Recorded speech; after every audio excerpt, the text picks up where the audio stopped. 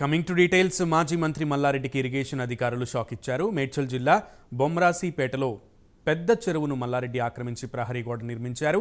మల్లారెడ్డి ఆక్రమాలపై ఇప్పటికే పెద్ద ఎత్తున ఫిర్యాదులు రావడంతో అధికారులు గోడను కూల్చివేశారు. జేసీబీ సాయంతో ప్రహరీ గోడ కూల్చేశారు.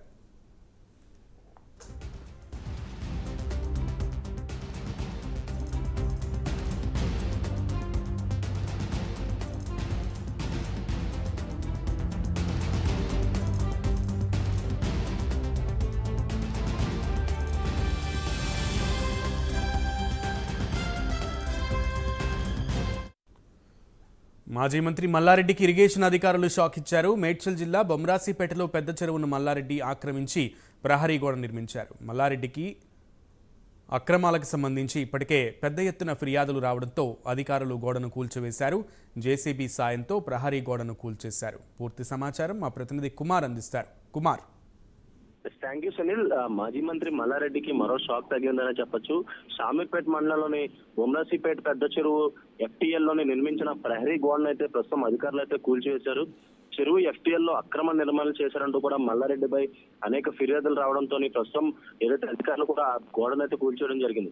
జేసీబీల సాయంతో ఆ చెరువులో నిర్మించిన ప్రహరీ గోడను ఏదైతే ఇరిగేషన్ అలాగే రెవెన్యూ అధికారులు కలిసి అయితే ప్రస్తుతం అయితే కూల్చినట్లు తెలుస్తుంది. ముఖ్యంగా ఏదైతే మల్లారెడ్డికి సంబంధించి ఇప్పటికే పలుమార్లు ఏదైతే ఫిర్యాదులు అయితే అందుకోవడం జరిగింది. ఈ నేపథ్యంలోనే ప్రస్తుతం రెవెన్యూ అలాగే ఇరిగేషన్ అధికారులు కూడా జేసీబీ సాయంతో ఆ చెరువుపై ప్రహరీ గోడను అయితే ప్రస్తుతం కూల్చివేశారు. ముఖ్యంగా ఏదైతే ఇప్పటికే మల్లారెడ్డి భూ కబ్జాలు చేశారంటూ కూడా అనేక ఫిర్యాదులు అయితే అందుకున్నాయి.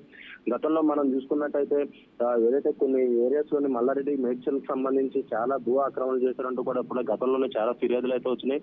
అలాగే 2 రోజుల క్రితం కూడా మనం చూసాం ఒక భూమికి సంబంధించి రిజిస్ట్రేషన్ సంబంధించి వివాదంలో కూడా మల్లారెడ్డిని పోలీసులు అయితే అరెస్ట్ చేసి మళ్ళీ విడుదల చేశారు. ఈ నేపథ్యంలోనే ఏదైతే ఈ షామీర్పేట మండలంలోని బొమ్మరసిపేట వద్ద పెద్ద చెరువు కూడా కబ్జా చేశారంటూ కూడా ఆయనపై ఫిర్యాదులు రావడంతో ప్రస్తుతం అధికారులు అయితే స్పందించడం జరిగింది. అలాగే ప్రస్తుతం ఇరిగేషన్ రెవెన్యూ అధికారులు జేసీబీ సాయంతో ప్రస్తుతం అక్కడ ఉన్న ఈ ప్రహరీ గోడ ఏదైతే ఉందో దీన్ని మొత్తం కూల్చేసేస్తుంది.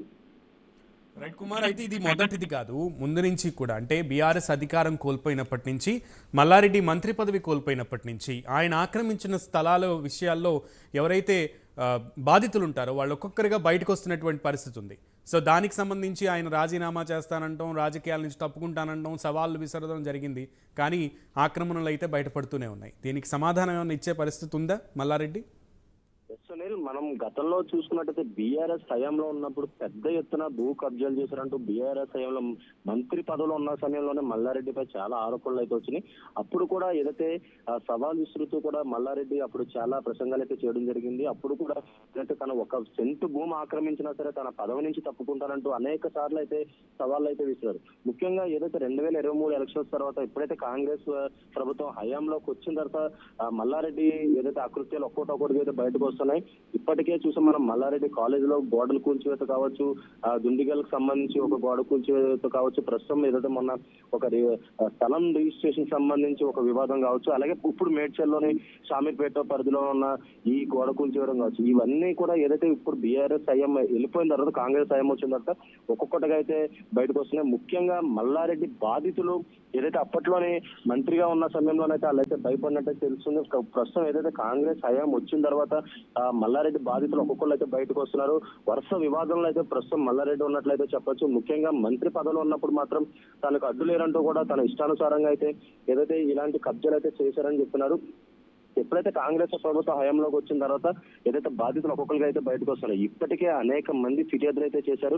ముఖ్యంగా చూసుకున్నట్టయితే మల్లారెడ్డి ఇంజనీరింగ్ కాలేజ్, మెడికల్ కాలేజీల్లో కావచ్చు, అక్రమంగా కట్టిన బిల్డింగ్లు అయితే ఏదైతే కాంగ్రెస్ హయాం వచ్చిన తర్వాత కూల్ చేశారు. ఆ తర్వాత షామీర్పేట ఇప్పుడు జరిగిన ఈ ఇన్సిడెంట్ కూడా ఇప్పుడు ప్రస్తుతం జరుగుతుంది. అలాగే మరొక పక్క ఏదైతే ఒక ల్యాండ్ ఇష్యూలోని కూడా ఏదైతే తన భూమిని ఆక్రమించారంటూ కూడా అక్కడ ఏదైతే ఫెన్సింగ్ చేసినా అది కూల్చివేయడంతో కూడా అప్పుడు కూడా పోలీసుల మధ్య వాగ్వాదం అయితే చోటు చేసుకుంది. ఈ నేపథ్యంలోనే ఇప్పుడు బాధితులు వరుసగా అయితే బయటకు వస్తున్నారు. ఇంకా మల్లారెడ్డికి సంబంధించి మేడ్చల్, షామీర్పేట జిల్లాలకు సంబంధించి అనేక భూ ఆక్రమణలు అలాగే చెరువు కబ్జాలు చేశారంటూ కూడా గతంలోనే అనేక ఫిర్యాదులు అయితే అందుకున్నాయి. ఇప్పుడు ఈ నేపథ్యంలోనే ప్రస్తుతం ఒక్కొక్కరు అయితే బయటకు వస్తారంటే చెప్పొచ్చు. Right Kumar, thank you.